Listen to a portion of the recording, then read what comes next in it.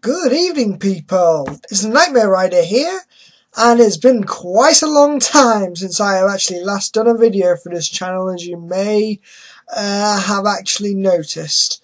Mainly because I've been lacking ideas. I have not known what the fuck I want to do, and because I'm kind of a bit of a nitpicker when it comes to quality, and I couldn't quite get enough words out for proper reviews, or at least keep up something for Tokusatsu, then that, whole concept just kind of went out the window.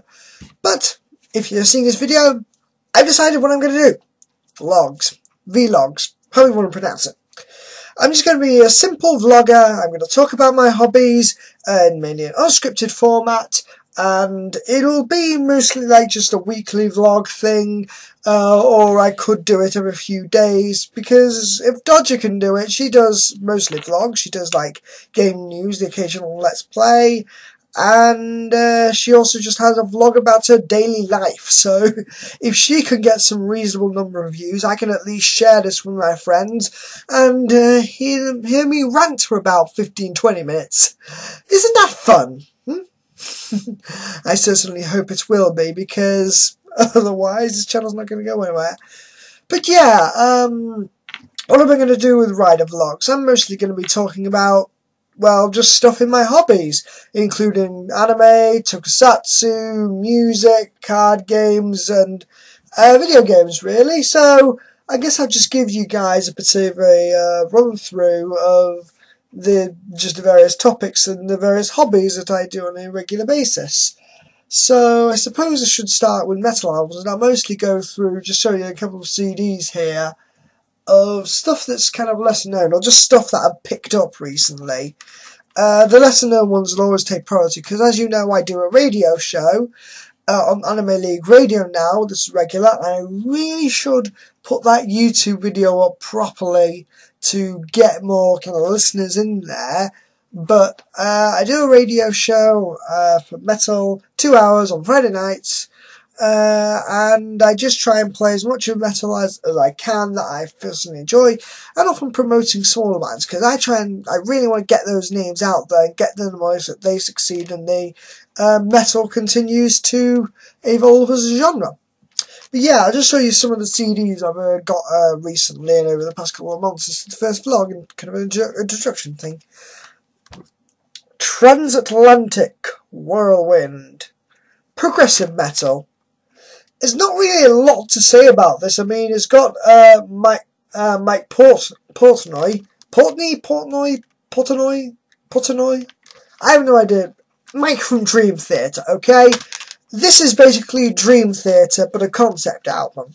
If you know what Dream Theater is, and you know that kind of style of progressive metal, then you pretty much know exactly what you're going to get in here. Quite long songs, a lot of them flow together, but generally pretty light and a bit more kind of rocky, less metal, more kind of prog rock in this kind of thing.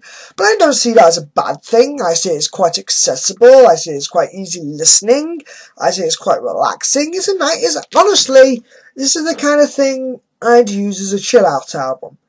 It's perfect for that. It's simple, it's effective, it's well produced, there's talent behind it, there's recognisable names behind it, and so if you can pick up any CDs by this band, I've only listened to the one so far, but you can find a CD, it's certainly worth it. Now, just going through the ones I've particularly got here. 3 Inches of Blood, the Long Live Heavy Metal. I'm not sure what to say about this. I mean, I should give it a second look, but the past couple of hours, my 3 Inches of Blood just never captured my imagination as the first 2 or 3 did. I mean, just the melodies feel more off. There are some good songs on here, like, this is what we've got. We've got Leather Lord, Metal Woman, Die for Gold, Fear Upon the Boiling Sea Part 4, that kind of stuff. But this honestly just did not leave an impression on me. This is why I'm not kind of doing full reviews. It's more kind of first impressions kind of thing. But maybe it'll catch on more when I see them live at the end of this month. Maybe. I will have to see. Right, that's what else we've got here. Let's see. Aha! The Treatment. The Doctor. Right, this is the album's called This Might Hurt. The Doctor's the second song on single on this. But yeah, this is the band that I saw when I saw Steel Panther live. They are awesome. You got a really fantastic, singer, and the sound's got a really kind of retro, late 80s kind of Skid Row rock sound here. A lot of energy put into it, a lot of fun to be had, a lot of great riffs. And this is just a really enjoyable, a really great band, especially on stage. If you get to see these guys, you're in for a treat, because they can really, fire up the crowd and interact with them. These are almost as good as Steel Panther for the bunch on stage. They're pretty much on par. Really, this is something simple, and this is something more rock-esque that we need in this day and age. Nothing has to be completely brutal. I'd say this is part of the new wave of traditional metal, but it is honestly more kind of 80s hair metal, kind of rock type thing. But then, the band just calls themselves rock because they don't want to dispute themselves over subgenres. They just want to play good music. So yeah, if you can find This Might Hurt by The Treatment, or just look up The Doctor on YouTube, then it's certainly worth it. Let's see what else we've got here. Right, probably won't go through all of these just because they're pretty big. But I think I have one or two more that I'll probably just take out. But yeah, this is one I got recently. Saxon, Call to Arms. Honestly, I never quite got into modern Saxon as much as their kind of 80s new wave counterparts. I'm not entirely sure why. Maybe it's the heavier. Maybe it's the. I hate to say that I'm put up by the sound being heavier, but it's heavier, and it's kind of less of the melodies and less of the kind of cheesiness that went to it. They got a bit more serious about their music, but hey, it still works. I've heard couple of songs off this. I quite enjoyed it, and considering they're up for the Golden Gods as Best British Band, and The Treatment isn't on there, I'd say go right ahead. Get this. Right, I think that's about it that I've got recently. I think I should just pull out one more from up here. Yes. Darkest Era, The Last Caress of Light. Yes, I absolutely have to tell you about this band just because how good they are live. They were supporting Ailstorm with Claim the Throne, which I've also got the album of here, Triumph and Beyond, as you can see here. They're kind of more melodic, deathy, thrashy, kind of Australian types. But The Last Caress Before the Light, they honestly stole the show when it came to the sporting bands for Ailstorm. The guy the lead singer was climbing onto the rail and, singing right in front of us, like right in front of the audience, and pushing people back to make a mosh pit in the tiny, tiny venue. It was just amazing. These guys are just superb, and they got some kind of dark, kind of a bit gloomy, but also, quite powerful kind of Celtic metal you've got going on here. And this is an Irish band, so you don't get that many Irish bands and a lot of kind of Celtic stuff from there. So if you're into Celtic metal, and you're in like powerful kind of gruff singers, but also very smooth voice as well, powerful but smooth, then by all means, check these guys out. Right, just going to put those back if they'll fit. Get them. Oh, and Claim the Throne, pretty good, but never quite captured me as much as Darkest Era did. Which is surprising, since I didn't look up those songs. I actually kind of... get in there. Get. Screw it, I'll do this after the video. Yeah, I was quite surprised by, I looked up Claim the Throne beforehand, and I enjoyed them. But Darkest Era I heard nothing about, as I did The Treatment, and they were fantastic. I think that's the best part. When you're going into concert and you're going completely blind about the majority of the music from from the supporting bands, then it gets extra special, because then you get a nice surprise, you really start rocking to them, and you're encouraged to buy their CD there and then. It supports the bands. They do exactly what it does. I have yet to see a horrible, band, support band.